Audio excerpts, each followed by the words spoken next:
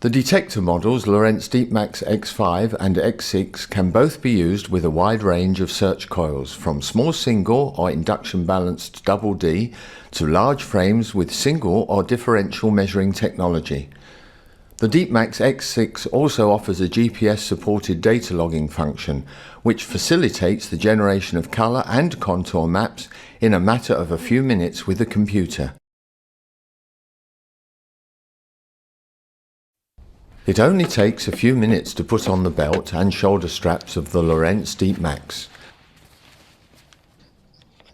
Adjust the straps to comfortable lengths and mount the electronics unit in front of the operator on the hooks provided.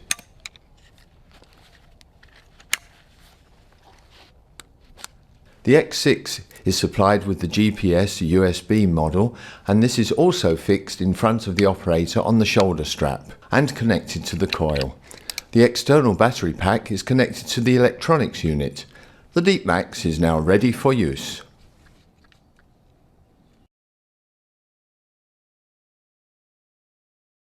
To turn on the Lorenz Deepmax, press the power button.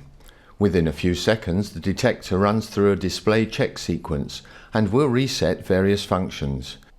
Before commencing detection, the detecting search head must be held horizontally about 1 meter above the ground, whilst the GB button is pushed once. This first tuning step will be accompanied by several high beep sounds. For the second step, the coil must be placed on the ground whilst the GB button is pushed a second time.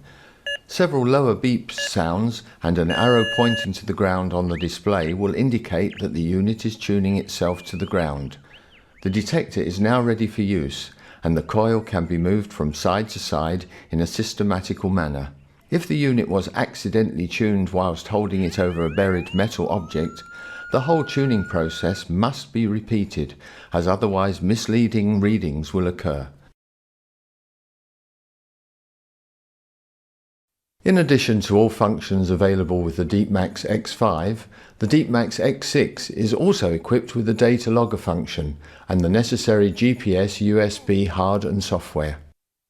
Turn on the Deepmax with the power button. During the electronic self-checking sequence, all the icons will be illuminated.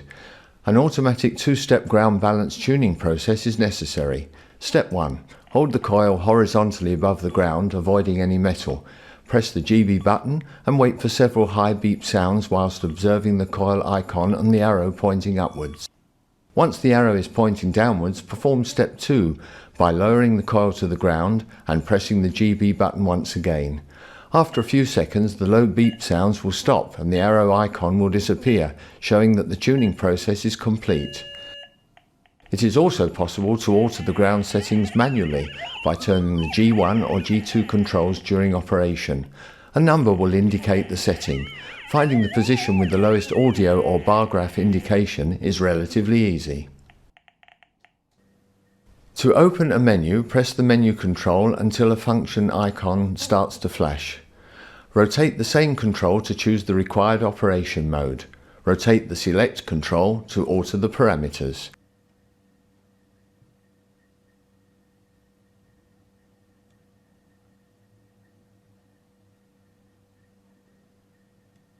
Delay settings 1 to 4 offer sensitivities for a range of different metals without affecting the indication of magnetic ground. Ground settings compensate for heavily mineralized soils containing plenty of magnetic iron oxides.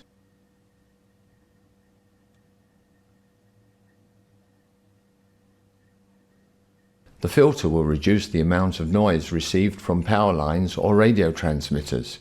Higher filter settings reduce response speed and are only suitable for large frame coils. The self-adjusting auto function should be activated, position 1, when the effects of drift caused by temperature changes or changing ground conditions are present. It should be deactivated, position 0, to improve sensitivity when using larger frames.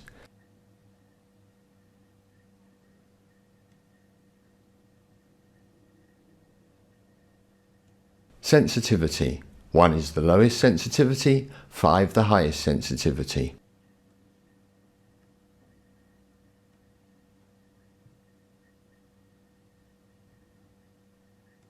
0 turns off the loudspeaker, 9 is very loud.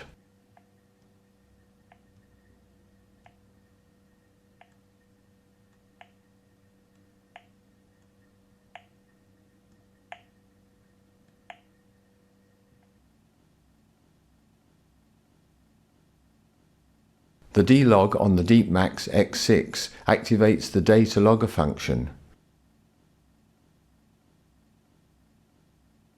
The frequency selector should be set to reduce the interference from power lines or radio's transmitter.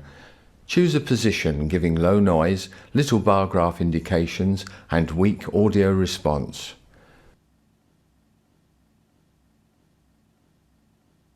Audio controls the initial tick rate from silent -9 to a continuous tone +9. For most applications, a setting near 0 is suitable.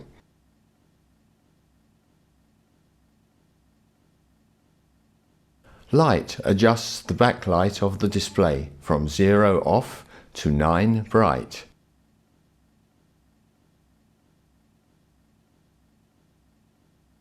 Tone provides two dynamic ranges, analog and logarithmic. In the analog mode, the audio frequency rises quickly to the highest tone, and in the logarithmic mode, the audio frequency will rise quickly initially and subsequently slowly to the highest tone even if the metal is close to the coil, thus improving pinpointing. Use the menu and select controls to select the desired modes and the required values. Press 0 to leave the menu and store the settings, which will also be available the next time you turn on the unit. Here are three examples using a 35 cm double D coil to show some possibilities available for determining ferrous and non-ferrous indications. Small coins, thin plates and folio give very fast settling eddy currents. Very low values together with non-ferrous are displayed. Ferrous metal objects typically give values in the range 30 to 60.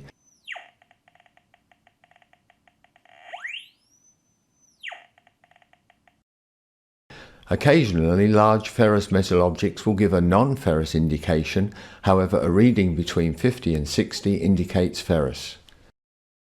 Metal objects with a very long duration of the eddy currents, such as larger copper, silver or brass plates, will give very high values and a non-ferrous indication.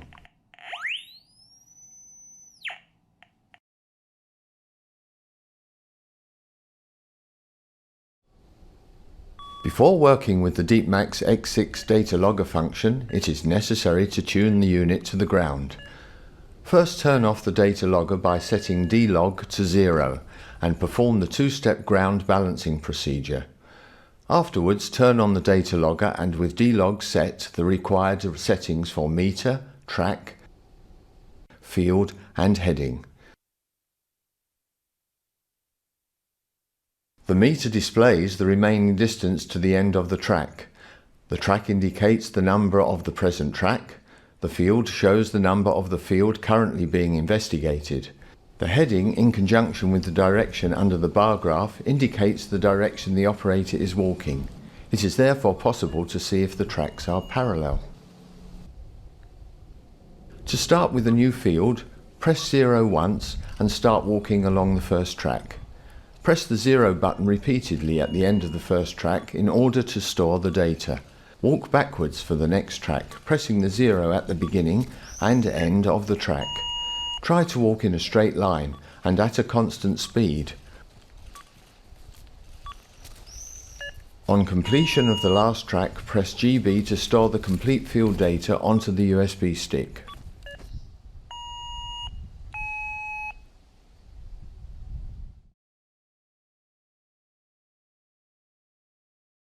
Insert the USB stick in the computer.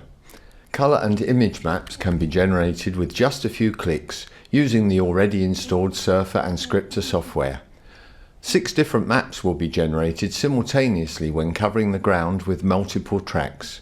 Each scan or map is different depending on the electronic analysis method and therefore will not only show several sensitivity ranges but can be the key to determining the likely kind of metal buried in the ground.